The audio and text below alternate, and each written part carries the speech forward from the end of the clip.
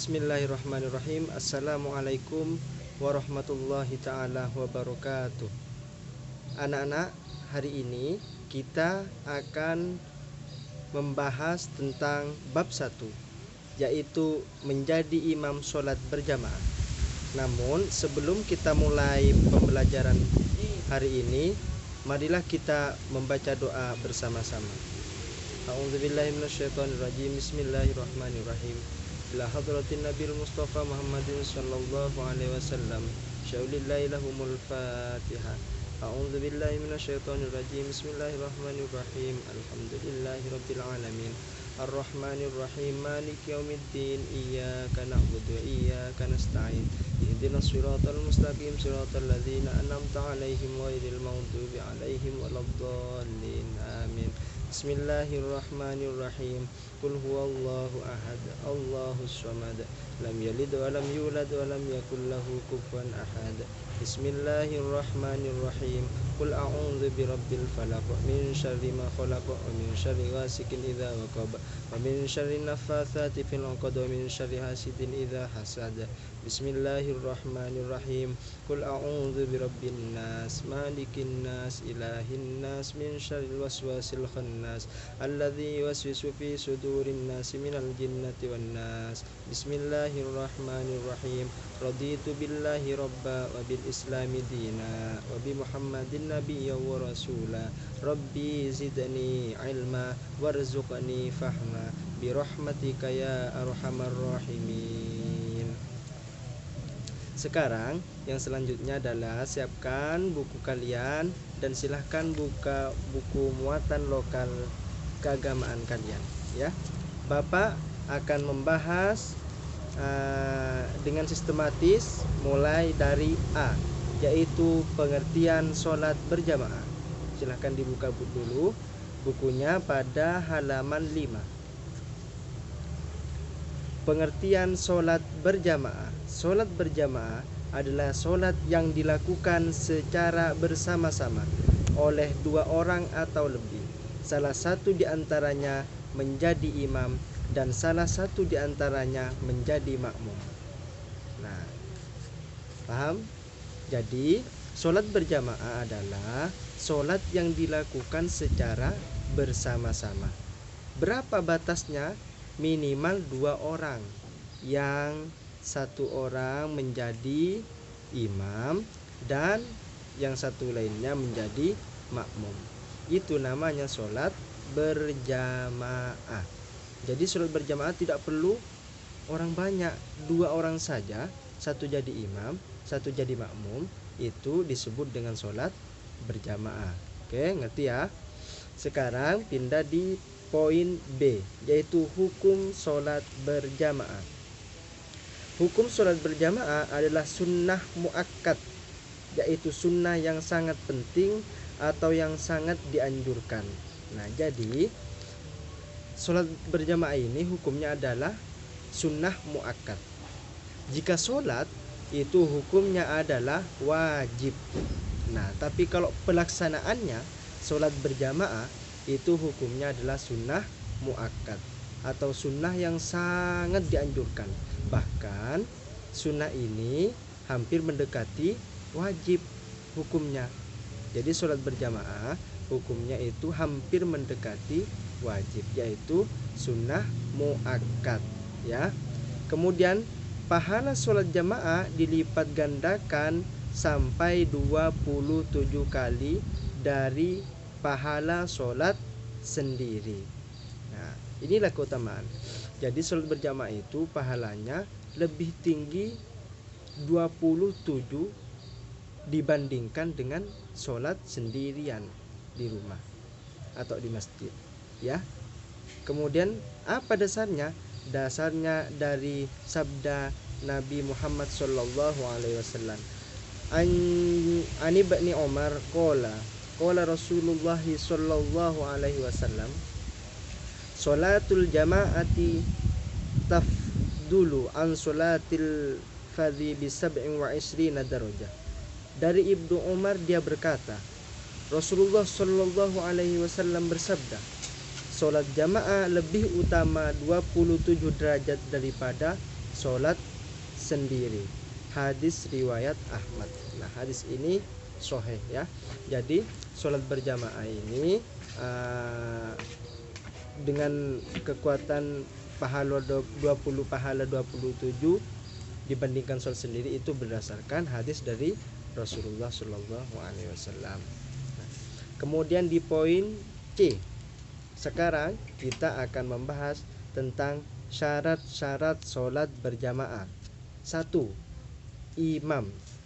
Nah, ini kita akan membahas tentang syarat-syarat sholat berjamaah. Imam adalah orang yang memimpin sholat berjamaah. Jadi orang yang memimpin di depan itu sholat berjamaah itu namanya imam ya. Kemudian syarat menjadi imam adalah A. Orang yang fasih bacaan Al-Qur'annya, diutamakan yang lebih fasih dan banyak hafalannya. Jadi orang mau menjadi imam harus fasih bacaan Al-Qur'annya, dan lebih utama orang-orang yang hafalannya itu mumpuni atau banyak. Itu lebih baik lagi untuk menjadi imam sholat berjamaah. Yang B, memahami kaifiah tata cara ibadah sholat. Jadi wajib hukumnya orang yang menjadi imam harus tahu tata cara sholat, karena tidak mungkin orang kalau tidak tahu sholat menjadi imam sholat berjamaah.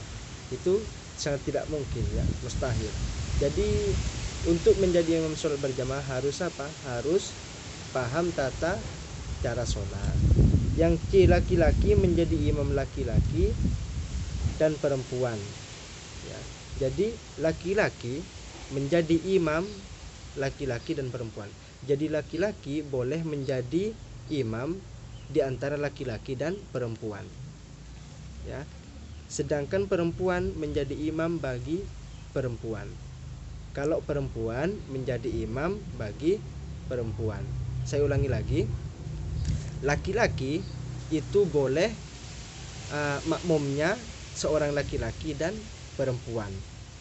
Kemudian kalau perempuan, makmumnya yang boleh hanya perempuan. Laki-laki itu berarti tidak boleh bermakmum kepada seorang perempuan. Bagaimana kalau bantu? Kalau misalkan bencong. Ini tambahan. Kalau bencong itu boleh menjadi imam dan makmumnya itu adalah seorang perempuan ya. Jadi bencong tidak boleh menjadi makmum dari perempuan, karena bisa jadi bencongnya tersebut lebih banyak ke laki-lakiannya ya, sehingga urutannya kan di dalam Islam itu laki-laki dulu, makmumnya perempuan. Jadi kalau misalkan bencong imamnya, maka makmumnya adalah seorang perempuan ya, seperti itu. Nanti kalau ada yang belum paham silakan tanya ya, ditanya. Kemudian yang selanjutnya dari Abu Mas'ud Ansori, katanya Rasulullah Shallallahu Alaihi Wasallam bersabda, yang berhak menjadi imam atas suatu kaum adalah yang paling menguasai bacaan kitabullah atau dalam kurung Al-Quran. Jika dalam bacaan kapasitasnya sama, maka yang paling tahu terhadap sunnah. Jadi jika di dalam bacaannya itu sama-sama bagus, maka yang kedua yaitu yang paham terhadap sunnah atau hal-hal yang dikerjakan oleh Nabi. Jika dalam sunnah kapasitasnya sama, maka yang paling dahulu hijrah dulu. Hijrah maksudnya dari kafir ke Islam, hijrah ya, dari bermaksiat kemudian menjadi takwa kepada Allah. Jika dalam hijrah sama, maka yang pertama-tama masuk Islam. Dan janganlah seorang mengimami seorang di daerah wewenangnya, dan janganlah seseorang mengimami seseorang di daerah wewenangnya, dan jangan duduk di rumah seorang di ruang tamunya kecuali telah mendapat izin darinya. Ini adalah hadis riwayat Muslim. Itu tadi apa? Tentang imam. tentang imam. Apa aja tadi imam? Yang pertama harus fasih bacaan Al-Qur'annya. Kemudian yang kedua, paham tata cara dalam pelaksanaan sholat. Yang ketiga, imam laki-laki menjadi imam laki-laki, boleh makmumnya laki-laki dan perempuan. Sedangkan perempuan makmumnya adalah perempuan. Sekarang kita akan membahas di poin kedua. Tadi imam, sekarang makmum, ya. Makmum adalah orang yang mengikuti sholatnya imam ketika berjamaah. Jadi makmum adalah seseorang yang mengikuti sholatnya imam ketika berjamaah. Yang di belakang itu namanya makmum. Kemudian makmum ada dua macam. Jadi makmum itu ada berapa macam? Dua macam. Kemudian apa saja macam-macam makmum? Yang pertama yaitu makmum muwafiq.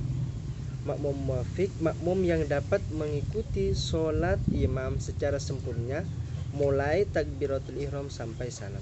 Jadi makmum tadi ada berapa? Dua macam. Yang pertama yaitu makmum muwafiq, yaitu makmum yang secara sempurna mengikuti imam sampai mulai dari takbiratul ihram sampai salam. Jadi kalau misalkan ada makmum mengikuti imamnya mulai takbiratul ihram, Allahu Akbar, kemudian sampai salam, Assalamualaikum warahmatullahi, Assalamualaikum warahmatullahi, itu namanya makmum muwafiq, ya. Yang kedua adalah makmum apa? Makmum masbuk. Makmum masbuk yaitu makmum yang mengikuti sholat imam secara tidak sempurna atau tidak cukup untuk membaca Fatihah secara sempurna. Contoh misalkan makmum masbuk itu, misalkan imam sudah posisi mau ruku, Allahu Akbar, mau posisi ke ruku, kemudian baru datang makmum, kemudian menyusullah imam mengikuti rukunya imam. Itu namanya makmum masbuk, yaitu makmum yang tidak dengan sempurna mengikuti gerakan imam dari awal. Itu namanya makmum masbuk. Nah, kemudian adapun syarat menjadi makmum adalah satu, berniat menjadi makmum. Jadi syaratnya untuk menjadi makmum yang pertama adalah A, berniat menjadi makmum. Yang B, mengetahui gerakan sholat imam, harus mengetahui. Jadi tidak boleh jaraknya terlalu jauh, ya, sehingga makmum tidak dapat melihat imam, itu tidak boleh. Harus mengetahui gerakan sholatnya imam. Yang ketiga, mengikuti gerakan sholat imam, ya, mengikuti apa yang imam lakukan. Itulah tugas makmum. Kemudian murabbit, bersambung dengan imam, artinya tidak imamnya di Mekah misalkan, kemudian imamnya di Mekah, makmumnya di Madinah, itu tidak boleh, ya. Harus bersambung antara keduanya. Tidak boleh berdiri lebih dari depannya imam. Posisi makmum tidak boleh berdiri di depannya imam, harus di belakang imam. Sholat makmum harus sama dengan sholatnya imam. Itu tidak boleh mendahului gerakan imam. Nah, inilah syarat-syarat menjadi seorang makmum. Jadi makmum tidak boleh mendahului gerakannya imam, harus di belakangnya imam. Sekarang kita akan berpindah di poin D, yaitu shaf sholat berjamaah. 1. Berjamaah 2 orang atau lebih. Jika makmum sendirian atau sholat berjamaah 2 orang, posisi makmum harus di sebelah kanan imam, hampir sejajar dengan imam, atau jarak antara imam dan makmum disunahkan tidak lebih dari 3 zira, yaitu kurang lebih 50 cm. Jadi seperti ini.